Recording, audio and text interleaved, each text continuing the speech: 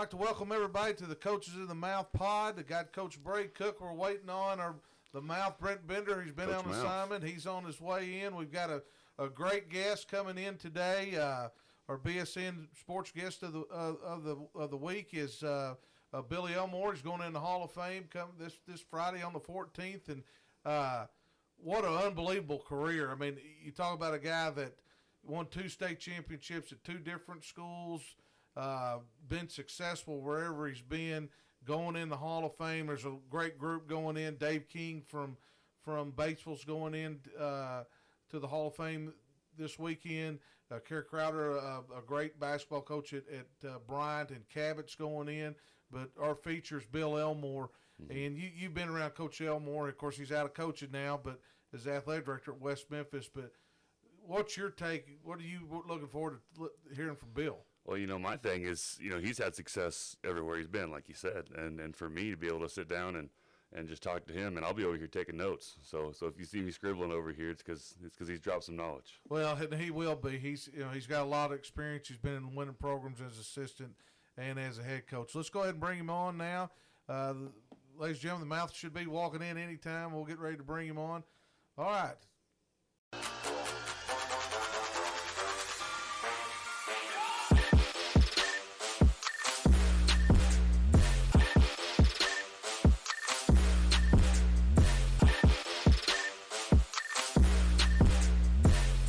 As it sunk in that, because we all grew up looking at those Hall of Famers going in and worked with them. You worked with Frank McClellan, one of the probably greatest coaches ever coached in Arkansas. What was your feeling? Honestly, the honor, I think the biggest thing is that it's your peers that vote on it. It's not people that don't understand coaching and I guess in particular football. That to me, that's the biggest honor of it. But to be real honest with you, I was surprised when they called. I knew I was on the ballot and stuff like that, but you sit back and you think, boy, I really don't. I'm in the same classes. This has to make sense. I think Frank McClellan, I think you're right. I think he's probably the greatest football coach that's ever walked on this planet, in my opinion. Now, to think that you're going to have a picture next to his in on a wall somewhere, you want to talk about a humbling experience. And then you go to the AAA and you see the list of coaches that are there and that are on that, and I don't know, like you don't feel worthy. I think that's the biggest thing, and I know it's something that I'm proud of. I know it's something that my wife and daughters are proud of, and I just know it's something that I don't know. It's hard to describe. I don't know that it's sunk in yet. You go to the AAA and you do your video and you do all those things, but I don't know that it's going to 100%, really sink in until probably July 14th when you're there and you do go in with those guys. And again, it's just one of those things I don't know that you ever feel worthy for something like that.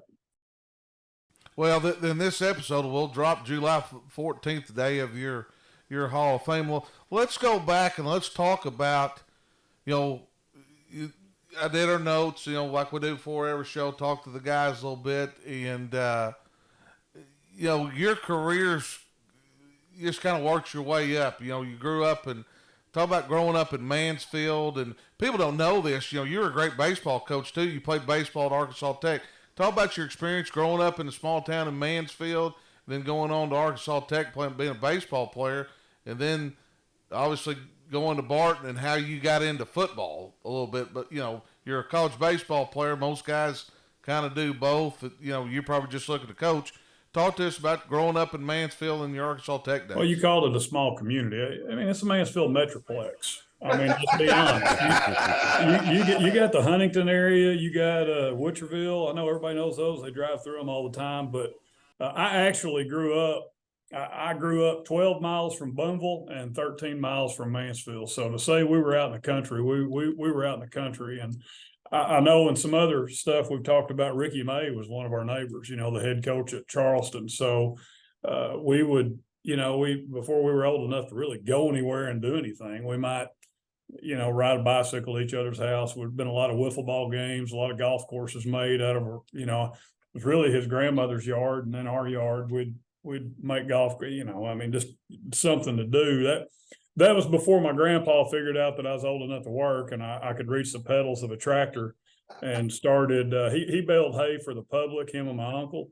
And so I spent every summer from the time I could reach the pedals, we'd bale the hay. And back then people would square bale some hay. So, I'd rake it up. My uncle would be coming behind baling it, and then I'd get to haul out of it, after that. But, I think that's probably where maybe a work ethic started. I appreciate that time now. I didn't appreciate it so much then. I mean, to be honest with you, there were parts of it I hated, because you know how many times in my life I've heard, hey, that hay doesn't care that it's the 4th of July and all your friends are going to the lake. It's got to be baled before it rains. And now, with that being said, I never missed a baseball or a football practice because of working for my grandpa. That was, that was just an understood. I'd be on the tractor. If I had baseball practice, I'd have a motorcycle or something that I might have to go to practice on. And you could drive those when you were younger, and back roads. Y'all know how that goes. But, I'd whatever time I needed to leave, if I needed to leave at 4 o'clock to be at the baseball field, that's what time I left. And it was never a discussion. It was never my grandpa, when he was younger, you've probably heard of a guy he played against in the Barbara Lucas community. I don't know if you ever heard the name Desi Dean, but, he would. So sports has always been a big part of our entire family. Well, talk to me about graduating from Mansfield. Played a lot of sports there, then going on to Arkansas Tech and playing baseball. I was a better baseball player, to be honest with you. I played football. I know I don't look like it now, but I actually played running back in high school. I look more like an offensive tackle now, but not that there's anything wrong with that, Bray, but I was a better baseball player, and so I played football, played basketball. You know how it is. You're in a small town, you play everything. You went from one sport to the next, and I actually got a lot of letters. Back at the time I was recruited, big time, and all this stuff. I was not recruited. They stuck a stamp on some letters some colleges did about football. I remember I called Sporty Carpenter one day. I was going into my senior year, and I was getting these letters, and the letters ended up coming like, hey, when you're here, make sure you do this, like as if I was coming reporting for camp, And so I call him, not knowing what I don't know. I don't know what I don't know. And I call him, and I was like, Coach, I appreciate all this and the offer, but I'm going to be a senior this year. And his exact words, I know these damn things are auto-generated, and so he said, just throw it away and we'll see you next year. I said, yes, sir. So that was my experience of dealing with Sporty Carpenter, the legend.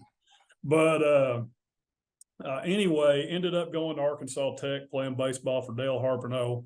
I wouldn't trade that experience for anything. Made some of my lifelong friends there. Got some school paid for. Y'all know how baseball is. Nobody gets all of your school paid for, really, for baseball, but got some school paid for. But I think the big thing is even like the guys on our baseball team, like, you know how it is, you get to practice early and you're messing around or whatever. The football would always break out. We'd have a football game going in the outfield. I mean, I think pretty much everybody almost on our college baseball team were high school football players, and it was just what you did. And, instead of sitting around talking about what our batting average was in high school, we didn't really care about that. But now, if you scored some touchdowns against your rival on a Friday night, now you were home, you were a little bit of an Al Bundy, hey, 4 touchdowns, poke high. And that was a big deal. And we would all talk about it. We would, in the fall, we'd pick out a football game and we'd go watch it, on Friday nights and stuff like that. So one of the best jobs you could have, a lot of us were on work study. And one of the best jobs you could have was ball boy at the Tech football games. Like, they would have us be the ball boys. So there were like 4 of us, it would rotate. You either selling programs, which that job stunk. Or you could work as a ball boy on the sidelines, and everybody would fight over who would get to be the ball boys. And we've probably stolen more playbooks. Me and John Collins, who ended up being my superintendent and my boss, we would go in the old Stroop building at Tech, and we may or may not have had the copier burn up a little bit because we were going and copying football playbooks that we could get our hands on. I remember one of them was a Tommy Tuberville defensive 4-3 playbook. And it was all bootleg. I mean, I'm not going to sit here and say, the copyright laws and everything. We were copying it, and I had more folders, but that's what we did. I love baseball, but I knew I wanted to coach football. I knew that's what I wanted to do, and I really wanted to coach football and baseball. But that was kind of the path, and that's kind of how things worked out. You can't move a family, and I really never thought of me as being one of those guys that moved very much. I guess I ultimately did, but really it was almost like it was, you felt like you were moving to a little bit better job, a little bit bigger job each time. It wasn't a move just to be moving. And so, with my wife, she's from the time we were married, she knew what she was getting into, and she bought into it. There was a time, where she was she every game she was on the sideline. She couldn't stand to sit in the bleachers because, as there's a lot of ignorance in the bleachers. And so she would be down on the sidelines. Matter of fact, I've cussed her on the sidelines. She had this, how about this story? Okay. We're playing at Stuttgart, and our ball boy was our ninth grade quarterback. I noticed something now, and he's flashing a 1 or a 2 to her. She's taking pictures. We had the big lens, and that was kind of her, turned into a hobby for her. She'd share them with the kids and all that. But he was flashing a 1 or a 2 to her. And I'm like, what are y'all doing? And come to find out, he was getting a play call. If it was a run, he was flashing a 1 to her. If it was a 2, a pass, he was flashing a 2. I lost it. I went berserk on the sideline with my wife down there taking pictures. I got a ninth grade ball boy, and I'm thinking, here we are sitting there with Lone Oak sitting up in the press box, looking at our daggum ninth grade ball boy signal my wife, and they're getting a run or pass read, not even having to see anything. So I lost it there. My daughter, my oldest one, was she ran water from the time she was in 6th grade until she graduated. And I honestly think she missed one practice. She had a kidney stone, and I think she missed one practice from 6th grade to senior. And when I say, my deal on that was, hey, we're going to treat the girls that help our program. We're going to treat them just like the guy. We're going to treat them as well as the guy. But you also got to be there every day. That includes the summer. That includes everything. So, we had them. Haley was there all the time. It was tough when she graduated. Riley was always involved. She was around leading the students and all this. And Keely, if you know Keely, she's outgoing. She was the one with the painted overalls, the white, blue. Just all those things. They were just so active and so involved with it. The moving part, I'm not going to say was great at the time it was happening. When we left Glen Rose and took the job at Arkadelphia, I'll remember it till the day I die.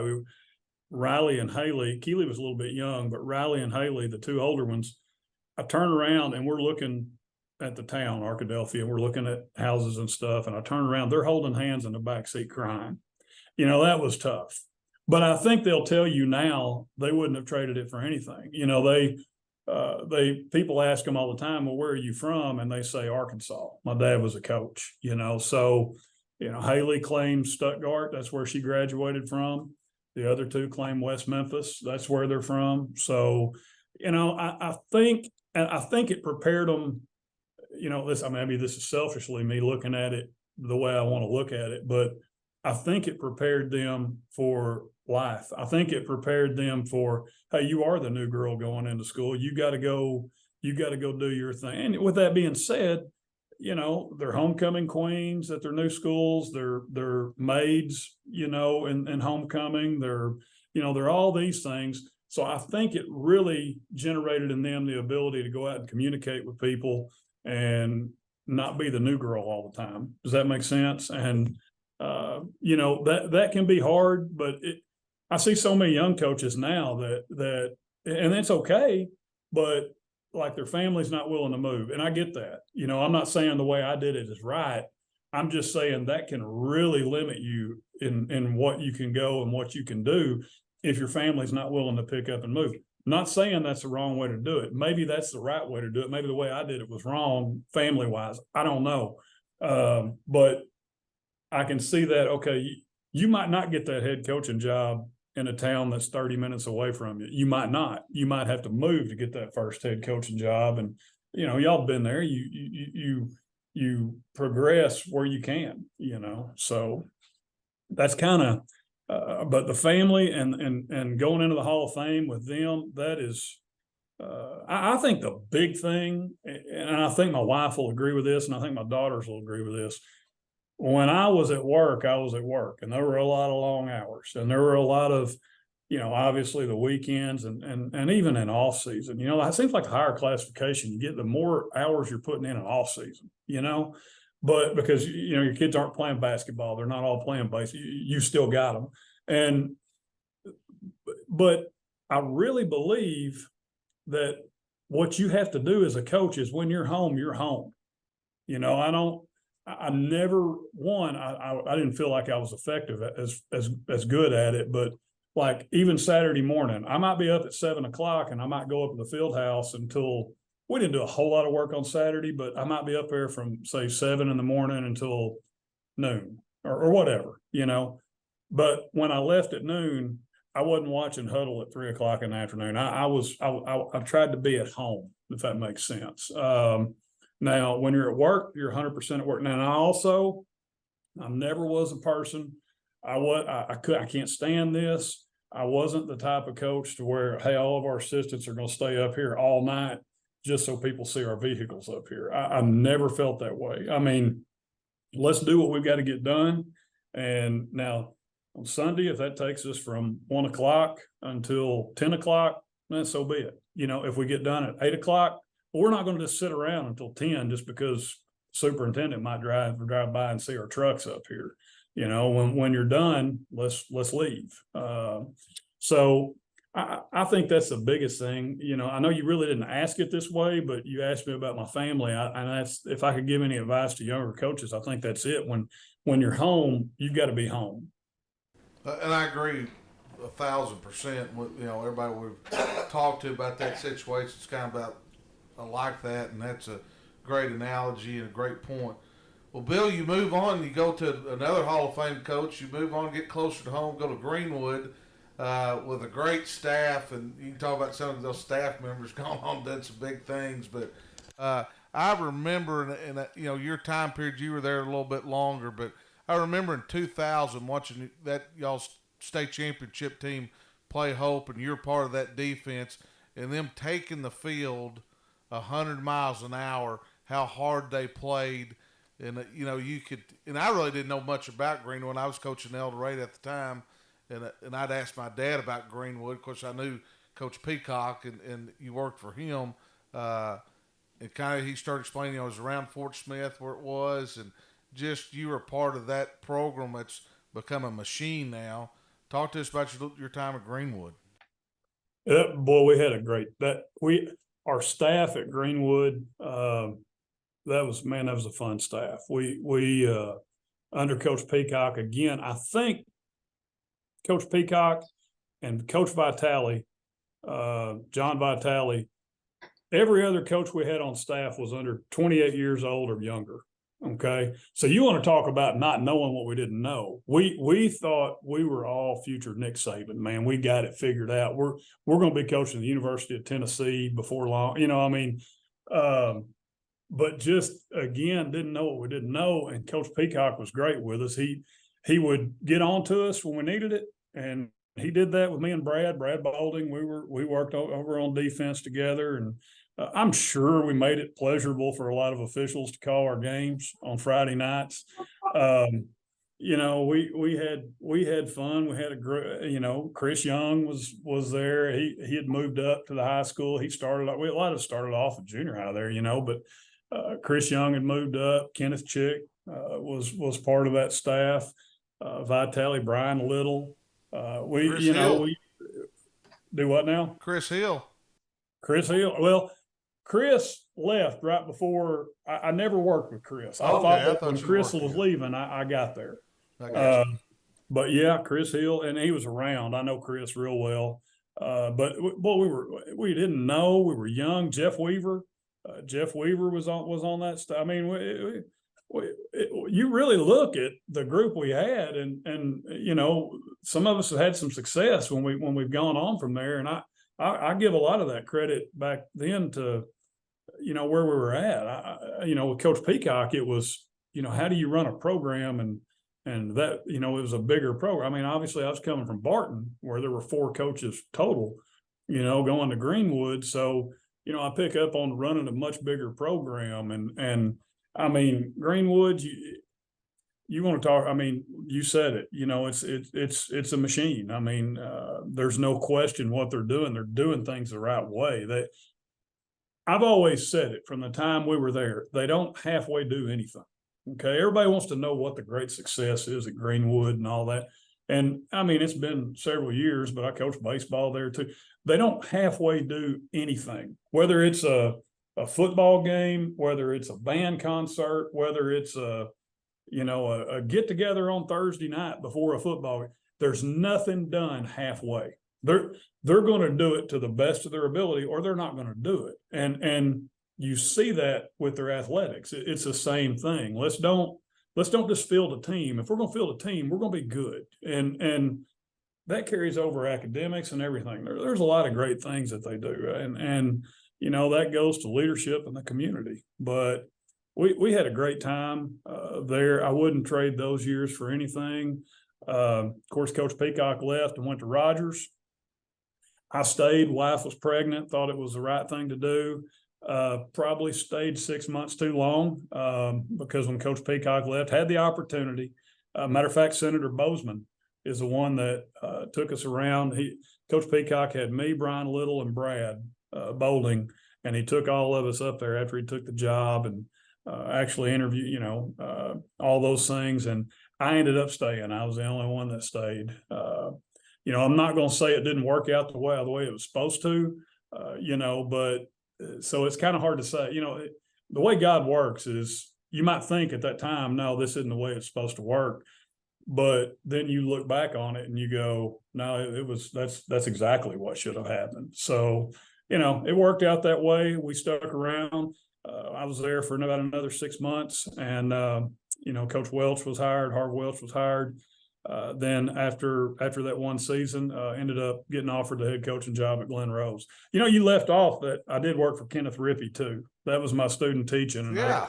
that was at Boonville, and I think he's in the Hall of Fame. And, Yeah, he's in the Hall. that worked from. I always joke, man. I always say I may not know anything, but if I was a dog, I'd have the paperwork. I'd have the pedigree. I'd have the training, the background, because I literally had the opportunity to work for some true legends, and I'm appreciative of all of them. Well, they're all Hall of Famers. You go on to Glen Rose there, come in a program that's not been very good, go in and win a state championship. Talk to us about your time at Glen Rose. Glen Rose was awesome. As far as probably the most fun coaching I've ever had, you know, because you're actually coaching, man. You're at a smaller school, and you know, it's not as, and you'll agree with this, is the bigger the school you get, it turns almost more into management than it is actual coaching on the head coaching part of it. But at Glen Rose, I mean, we didn't, you know, it was Mark Keener was my D coordinator, had Brian Weatherford worked O-line, D-line, had Kenny Horn. When I first got there, he's at Bryant at the junior highs now. So, you know, we had a great staff there, and the administration, I loved it there. My family loved it there.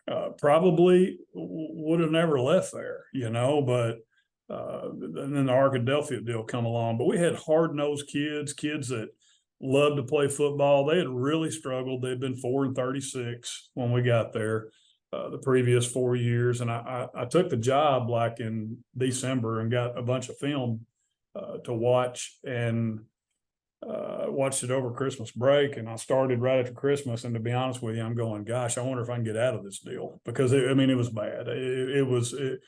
But you know, we had a good group that bought in, and you know, while I'm on that subject, it's real hard for a group to buy in immediately. And y'all agree, Jeff, for sure you'll understand this, because I know you've been to some different. It's real hard because that group of seniors for the last 5 years have been convinced that however Coach XYZ did it, that's 100% the right way to do it, and there's no debate on it. And that's the way it should be. So, you know, I always joked, and actually this got thrown back up in my face. Coach Dowks is the one, Lanny Dowks is the one that asked me about this when I actually interviewed at West Memphis. I always joked that if I ever took another job, I would walk in and go, hey, seniors, we love you. We're going to miss you. Y'all clear out your lockers and let's start working with the younger group, because they can't buy in. They don't have enough time to buy into what you're doing.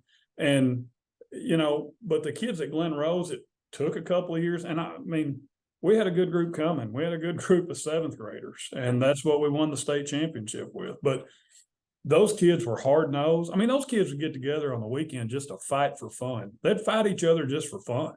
And you know, some of them, my man Casey up there around you guys, you know, they were just, you know, that was the prototypical type of kid. And so you could coach them hard. And then we started having some success. We beat Little Rock Christian, my first game at West Memphis, and it was literally Little Rock Christian's first football game ever.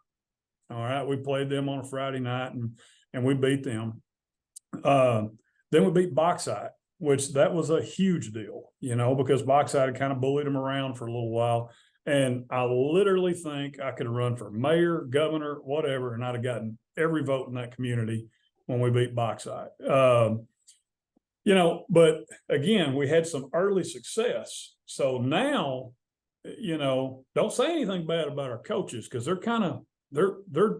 doing things that nobody. Remember, 4-36, and the only school they'd beaten for 4 years was Caddo Hills. All right. So in week 1, we go to Little Rock, beat Little Rock Christian. Week 2, we beat Bauxite. There's a lot of positives going. So, you know, that I think that's kind of what set the tone. And then again, we moved up. We were with Nashville and Ashdown and that bunch. And we were the smallest in a bigger group. You know, we all know how that typically turns out.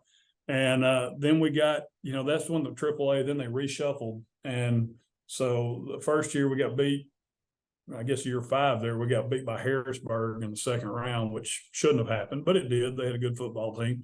And then the next year we won it, you know. So we beat Shiloh as bad as we could possibly beat them. We went for 2 in overtime and got it. So, you know, that was Floyd and Conaway. They were that staff, and I joke with them. I joke with Conaway all the time. I said, man, we laid it on you guys that night. What happened is they scored in overtime and they kicked the extra point, like, you know, you should. We score, and of course we try to get them to jump off sides. They're disciplined. They don't move. I don't understand that. I don't know how they don't move an inch, you know, because we're thinking, okay, we're going to line up and go for 2. Ball game's on the line. Surely they're going to jump. They didn't move an inch. I mean, an inch. So we had to call timeout. And so kids thought we were going to kick it. And I said, we're not going to kick it. We're just trying to figure out what play we're going to run. And we run a little bootleg and gave quarterback a run pass option, and he ended up throwing it to a receiver, and he caught it. So I joked with Conaway. I said, man, we hung it on you guys. We beat you by 1. So that was a big night, obviously, and maybe a bigger night than that, as I think was maybe that year we beat Malvern, you know, and for Glen Rose, that was the first time we'd played the year before, and they beat us, I think, 28-21, and then the next year we beat them. So that was obviously a huge win for the community. You know, you share the same Walmart, and if it's kind of like little brother beat big brother. Well, then you win a state championship there. You springboard over to Arkadelphia, which is right down the road. Bigger school, another opportunity for you. You're there, 3 years or something like that, and has some success. Then you springboard over. My last year, we finished second. Little known fact to Buck James, Camden Fairview team. That was my last. Yeah, so Buck, and then beat us week 10. Conference with Buck. I forgot all about that. I forgot all about that. Well, so you're there and you finish second. That week 10 was for the conference champion. Now they had a better team than we did. Oh. If we could have beat them, we would have gotten a share of the conference championship. And they beat us. They beat us at Camden. But yeah, that was Buck's teams. Buck doesn't ever remind you of that either, does he? No, Buck doesn't do that. No, Buck doesn't. Matter of fact, if anything, Buck talked. Our kids played pretty well that night. They were a better football team. But it's one of them. Your kids play. You just got beat. So it wasn't. If anything, that's what he says. He's like, man, you guys played your butt off. You know how that goes. So. Oh, I understand. Well, then you springboard over to Stuttgart, and this is where I remember working an All-Star game with you. Yeah, we got maybe I don't know if I shared that picture with Bray. Oh, I've got it. No, it's already saved. We'll talk about it here in a minute.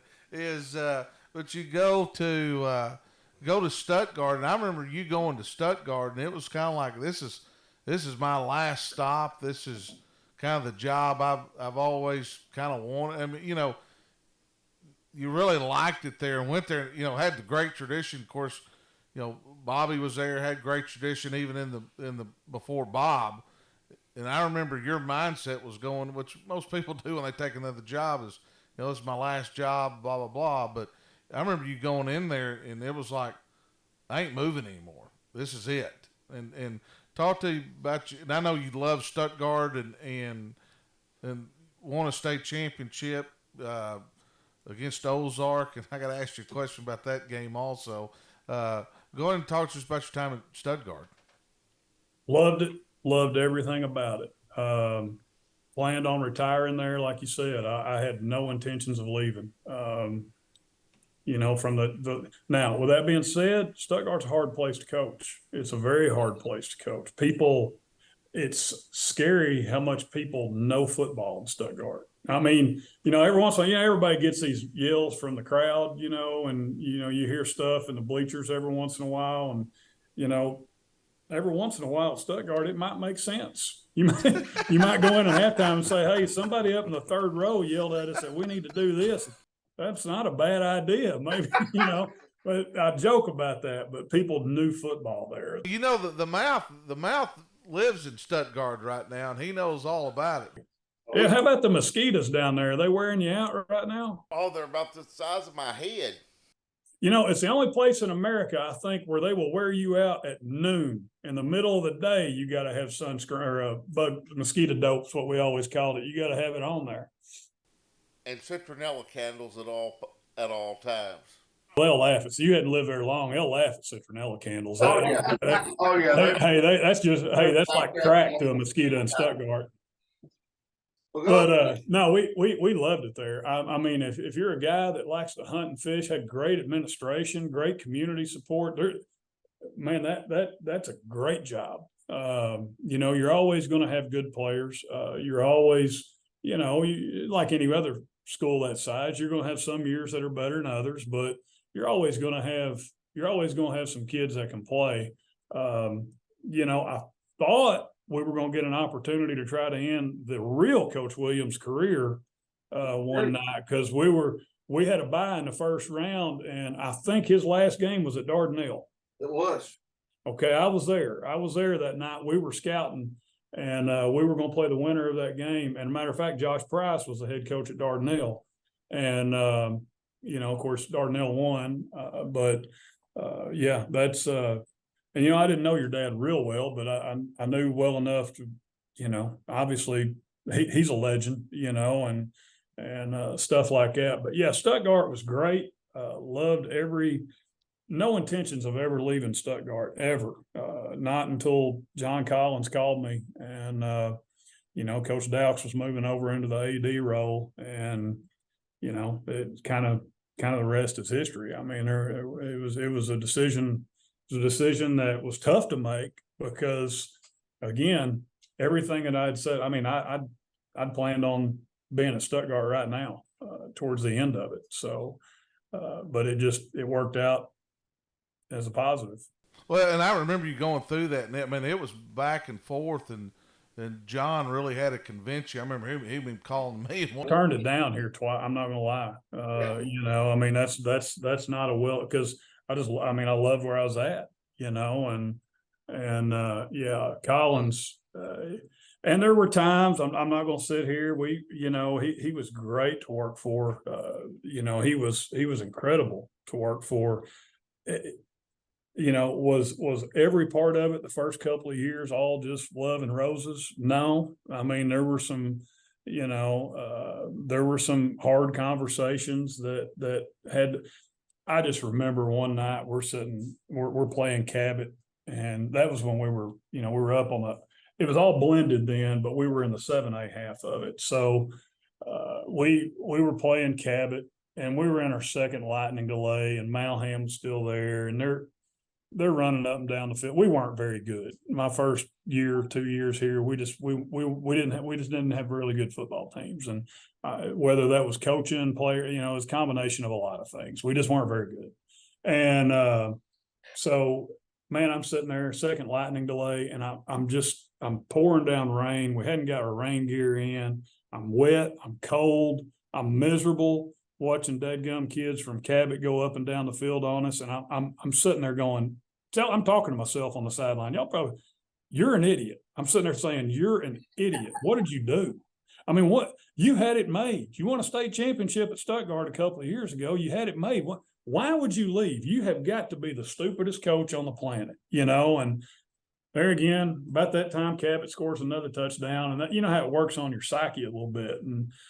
But it got turned. It got, a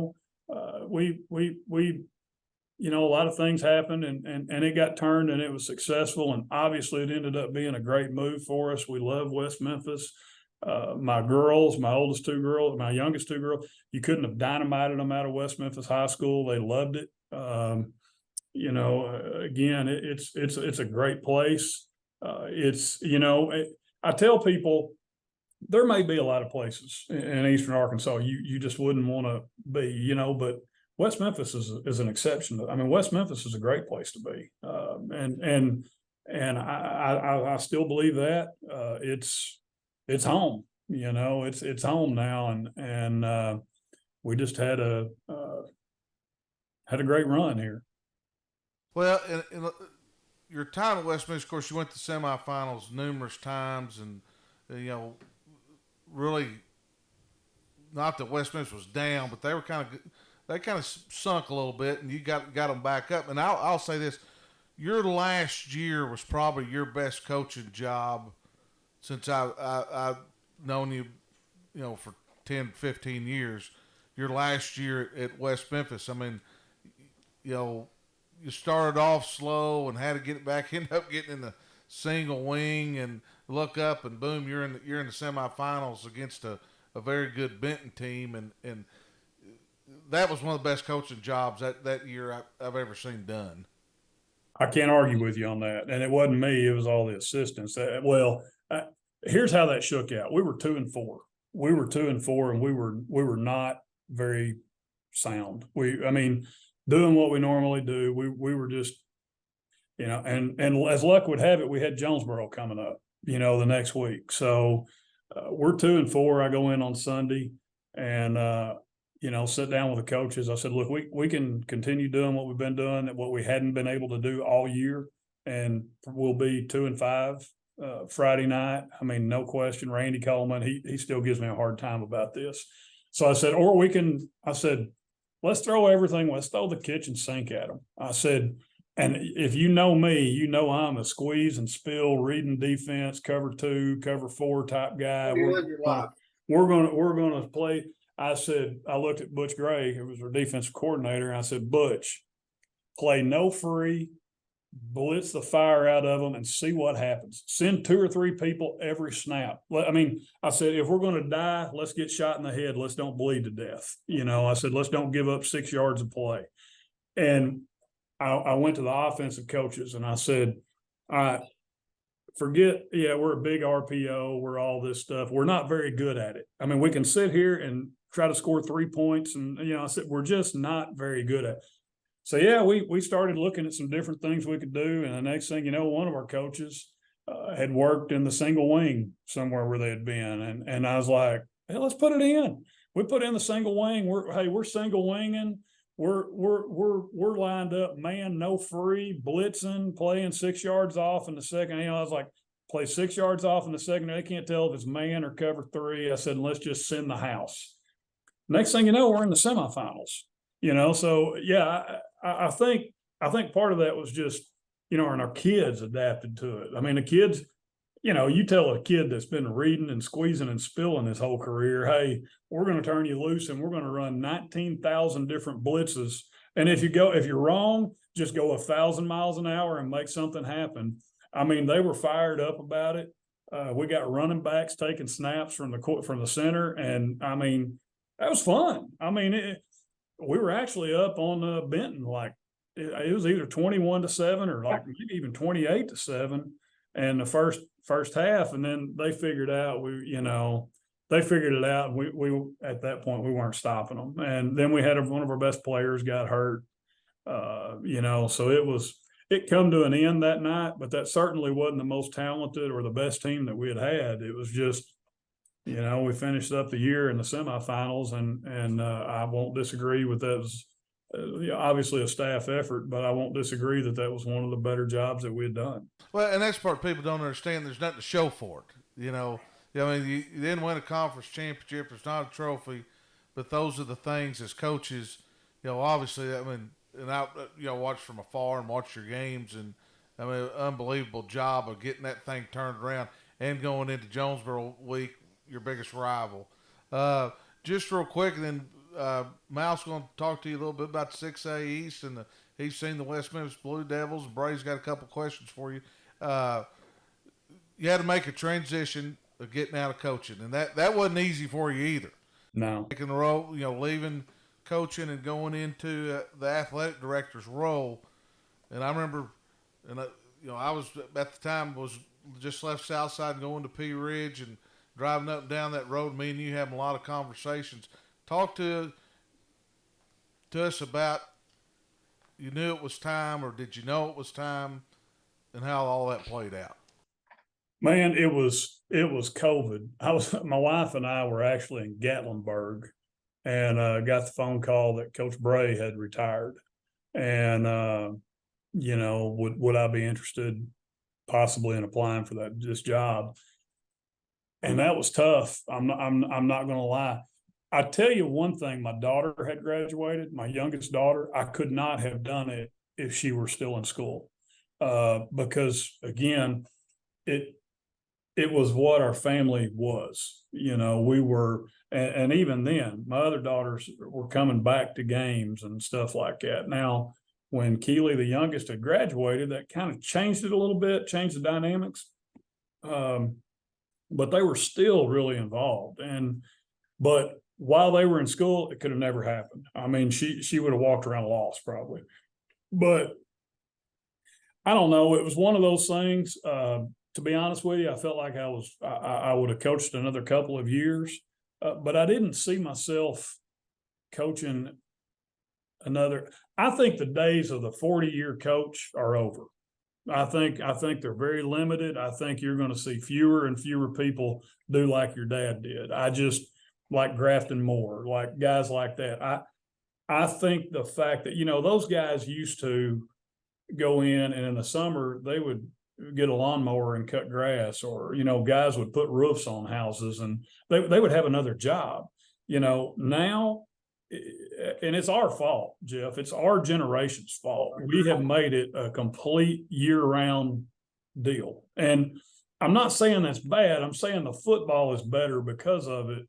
But I'm not sure as a football society, if that makes sense, that we're that much better from it. You know, I think kids need to be kids. I think as coaches, we worry too much about, man, X school XYZ is doing this, and if I don't go to this team camp, I'm going, you know, and I think there's too much of that. And I think coaches need to be dads. I think they need to be husbands and those type things. I think there's such a balance you have to have now that they didn't have back then. You know, I think again, I'm not saying it's a bad thing. It's just, even from the time that I got in, which is 28 years ago, you know, Coach McClellan as the weights. I mean, we'd open the weight room from 7 to 8:30 or something at night, and you might have 5 or 6 kids. You might have more. You know, now if you're not practicing 3 or 4 hours a day in the morning, all throughout the summer, with the exception of dead weeks, you know, you got people going, well, they're just not working very hard at it, you know, and I know everybody's that way. You're not outworking people now, and especially because everybody's doing it. You know, a 45-pound plate weighs the same in West Memphis as it does Bentonville. You know, it just does. So, you know, that was the biggest thing. I just didn't see me doing it forever. You know, I almost felt like, and I haven't missed that. I've had some in-laws that's gotten sick and passed since then, and I've spent a lot more time at home. I've actually been, you know, I've got 3 grandkids now within the last year, and that without question is the best job I've ever had, ever. I mean, you know, grandpa is the best job that there is out there. I don't care what anybody says. I told my daughter the other day, I said, if I could figure out how to be a grandpa without being a dad, I would have skipped y'all and just gone straight into the grandpa part. But you know, like that's a part of it. I've kind of just adjusted, if that makes sense. There's parts of me that, you know, we're walking down the sidewalk by the locker room at Marion, and it's pregame, and it's a big night and packed stadium and live bands and stuff playing. And yeah, your old nostrils kind of snarl up a little bit every once in a while. And you get that, you know, you get that blood pumping a little bit, but you know, do I miss it? There's parts of it I miss. There's parts of it I don't miss at all. I'll be honest with you. I don't miss it all. Worried about whether the quarterback and his girlfriend broke up on Friday morning. I don't worry about it. Hey, Robert, there's Coach Hooks, who does a great job for us. Robert, I hope that doesn't happen to you, my man. But you know what? Let me know if it does, and there's nothing I can do to help you. So there's parts of it I miss, and then there's parts of it I just don't miss at all. Well, that makes perfect sense, and I'm in your shoes, and I understand exactly. Bray, go ahead. Bray's got some questions for you, and then Brent's going to, you know, obviously we're going to have you on quite a bit, and you're going to kind of be our 6A East rep for during the year, and Brent's going to hit that about 6A East. But go ahead, Bray.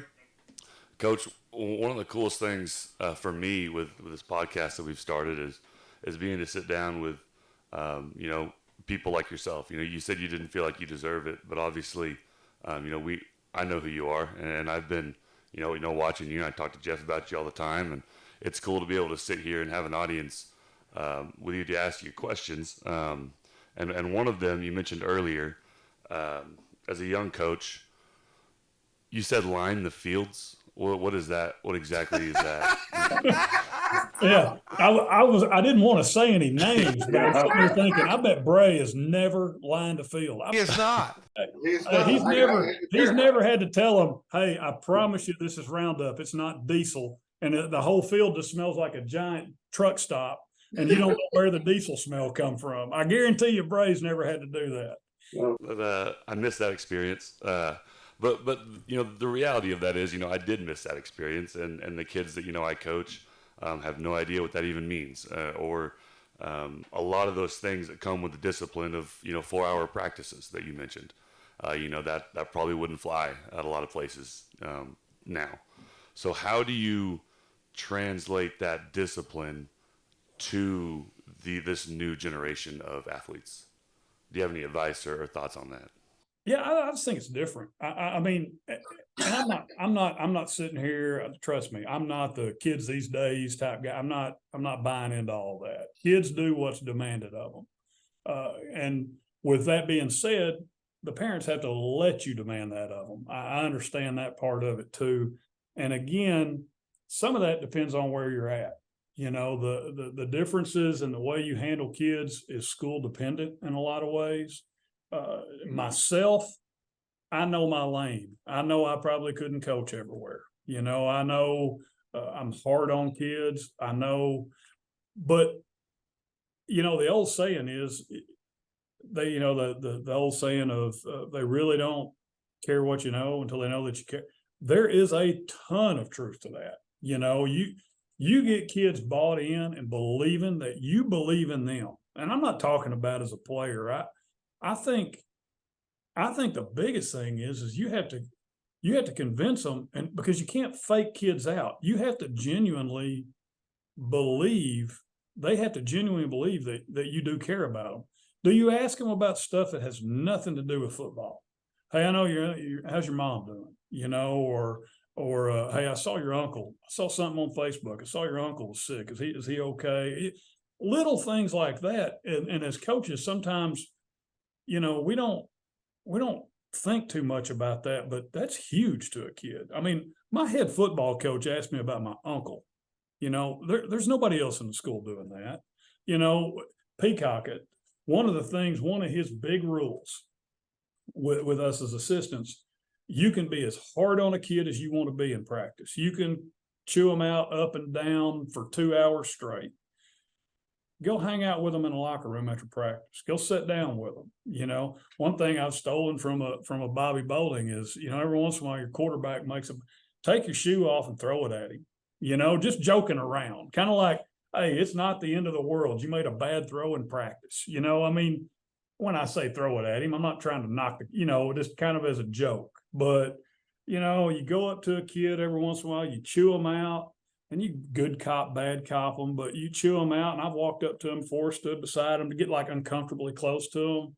You know, they're not going to say, hey, man, we still broke up, or we seeing other people. What we doing here? You know, just you got to have a personality with them. And I've never been like a real big, I mean, I'm not your X's and O expert. I'm not going to dazzle you. I feel like I know a little bit about defense, but I'm definitely not going to dazzle you on offense and stuff like.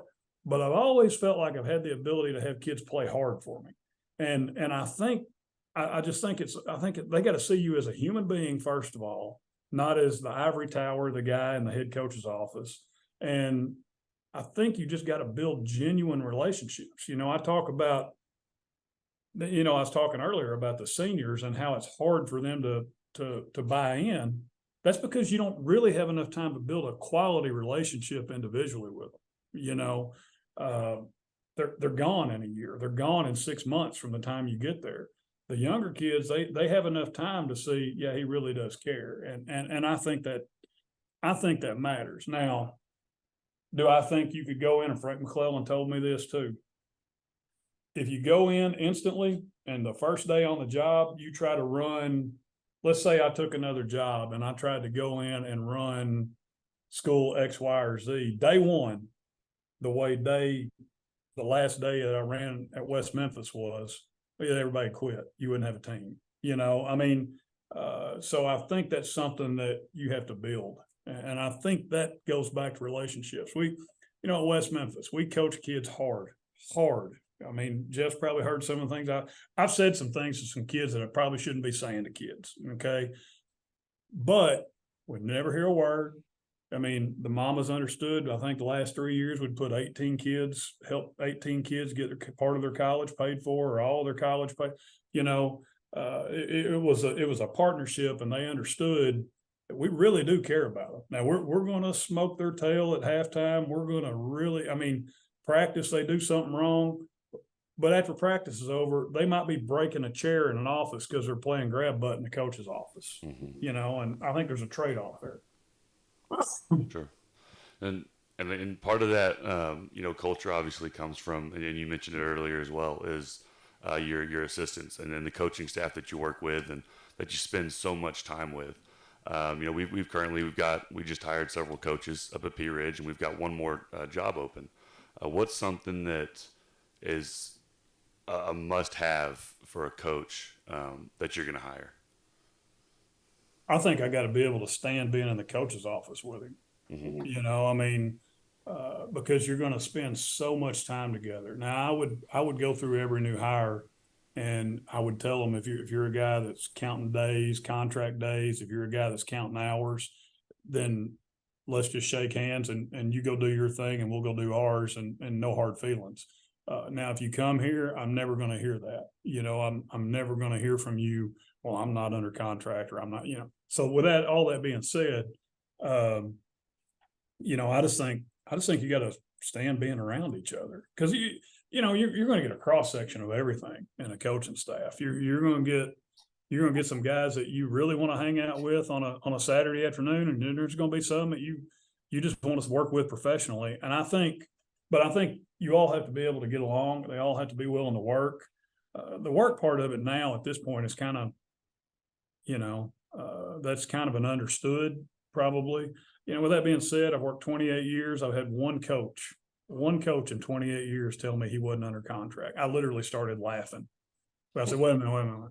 You're fixing to tell me you're not under contract. Yeah. And I said, man, I've heard of this happening. I've just never personally had it happen to me. Uh-huh. Anyway, but I think you just got to be able to get along. I mean, I'm not looking, maybe I'm wrong, but I'm not looking for a guy when I'm interviewing them. I'm not looking for a guy to dazzle me on a marker board. I'm hard-headed. We're not changing the way we play defense. We're really not changing what we do on offense. I mean, I'm going to tell you what you're going to teach every day. Can I stand talking to you? I think that's the biggest thing that to me, that I kind of got into. Okay. And the last question for you. I've been a head coach for 3 years, seen some absolutely insane things, and I'm sure you have as well. What's the funniest thing you've seen on a Friday night, or give us a coaching story that between you and Jeff, maybe? Okay. Yeah. Well, do you have that picture loaded? Can you? It's absolutely, it's right now on this podcast. It is taking up the entire screen. All right. So we're coaching in the All-Star game. Jeff, when was that? 2012? 2012.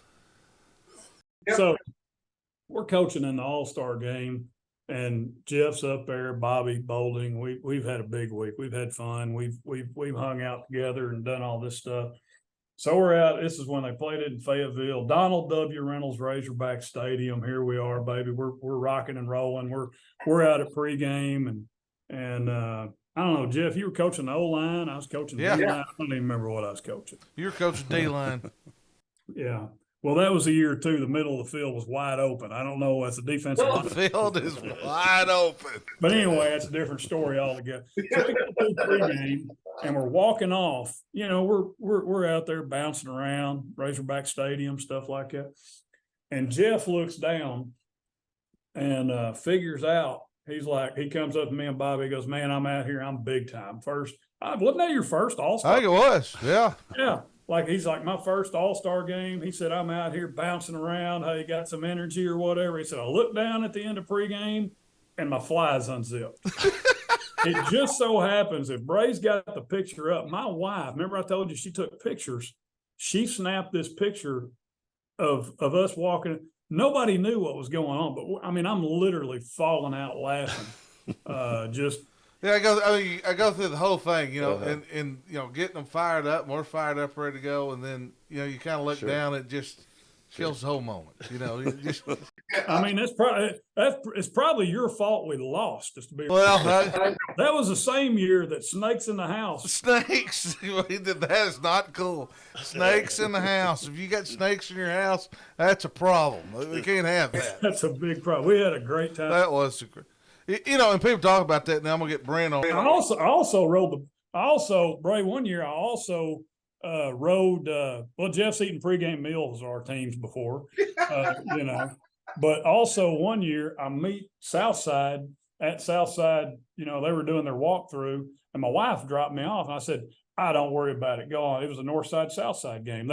We played on Thursday, and we had like a bye the next week, so I said, I'm going to go watch the Northside Southside game, watch my buddy Jeff. So they were playing at Northside, but my wife drops me off. I said, don't worry about it. I'll find a ride over to Northside or whatever.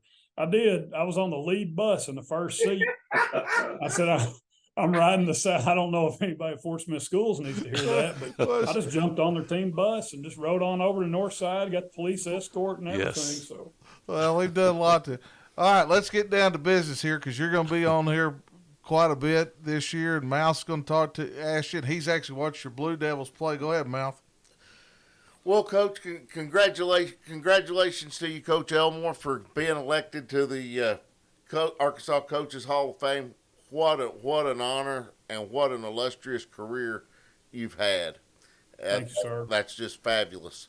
And by the way, my dad, I watched growing up my dad mark his own fields. Okay, at El Dorado. Oh, yeah. Practice field. Tried to mow that terrible practice field. You know that field, right? Awful. And lining the game fields on Friday.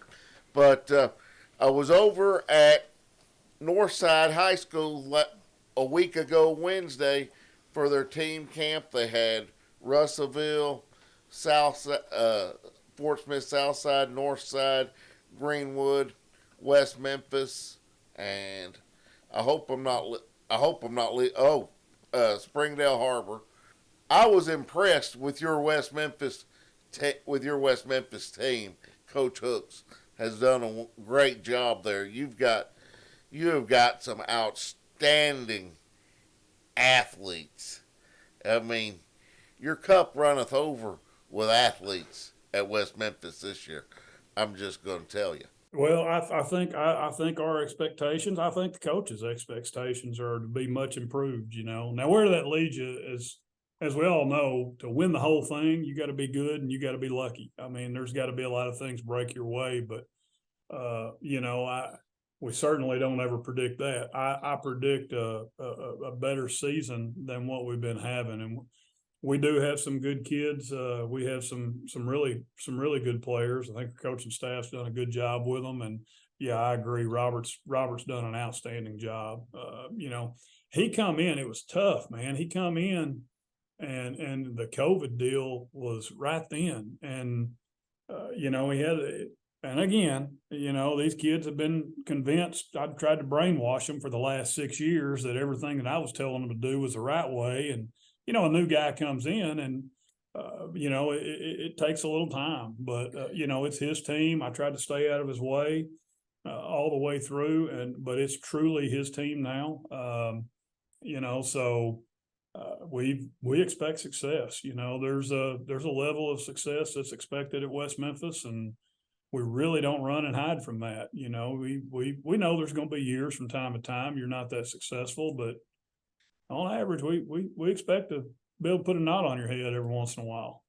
Y'all have done it quite a few times to a bunch of good football teams. There's been, Coach Moore and Coach Dowks and, Coach Hooks.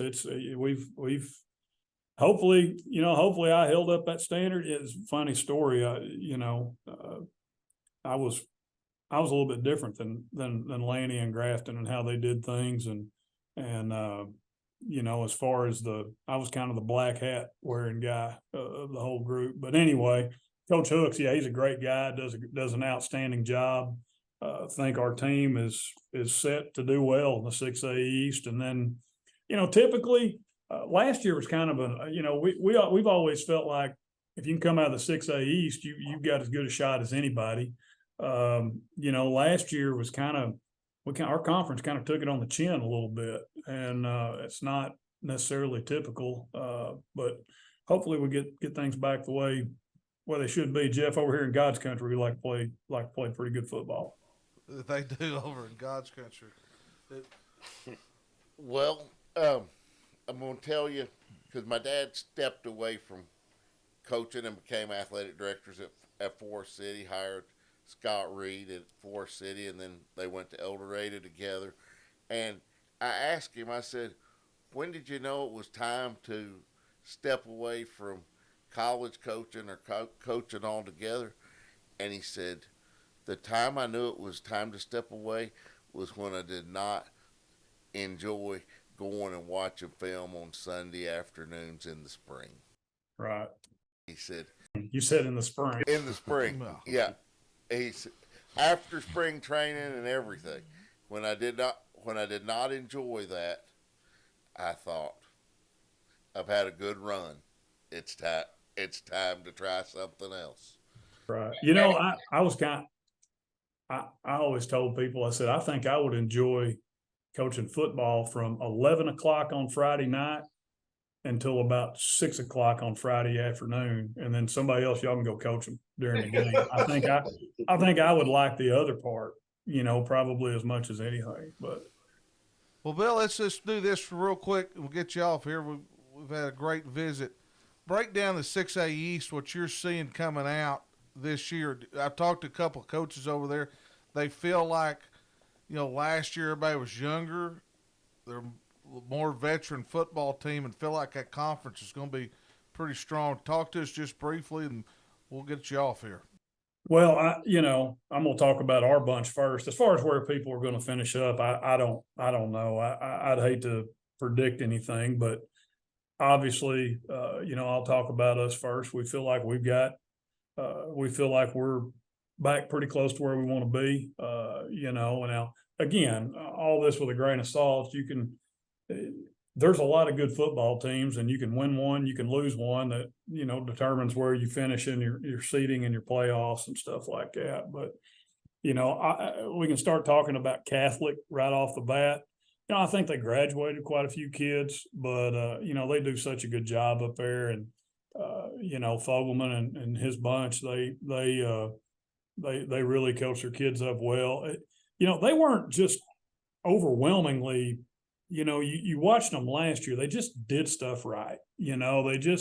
Everything they did was right. They weren't going to dazzle you with just overall talent. They'd play well. They wouldn't make mistakes.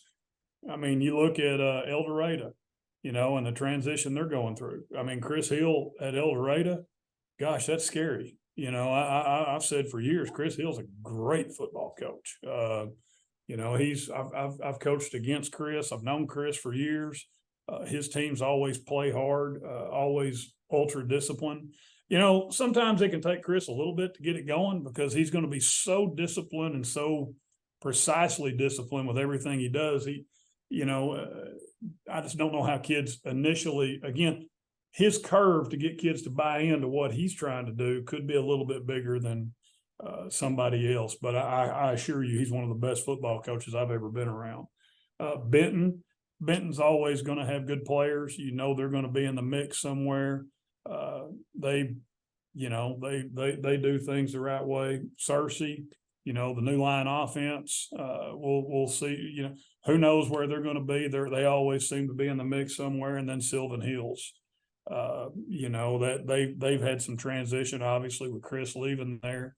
Marion's always a talented team. So, I think there's just a lot of different things that could happen. I think as we get through some of it, we'll see. As far as picking what teams are going to be the top, I'm not going to do that now. I'm not going to put the monkey on anybody's back and say, you guys should be the best. I think it's premature to do that in June.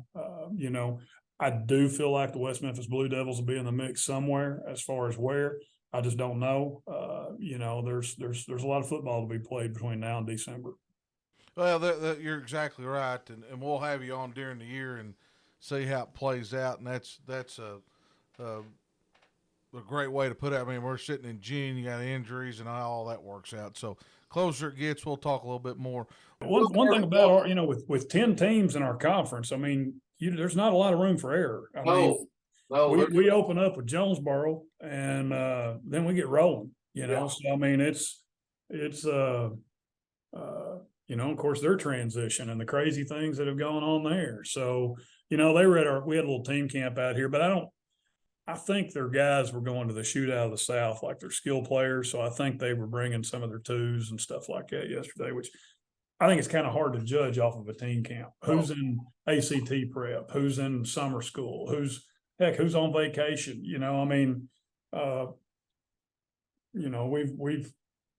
We've gone to some team camps before where we were loaded for bear and looked like crap. And then we've gone to some team camps before and didn't have some of our guys, and you end up dominating the team camp, So, I mean, I think kids realize that.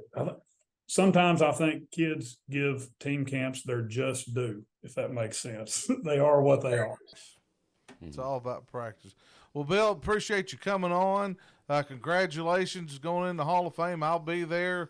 Looking forward to it. And what a great honor and what a great career you've had. And look forward to having you on here quite a bit during the season. For Jeff Williams, Coach Bray Cook, The Mouth, we're signing off. For Coaches in the Mouth, see you soon. Make sure you like and subscribe. We'll be back soon. Take care.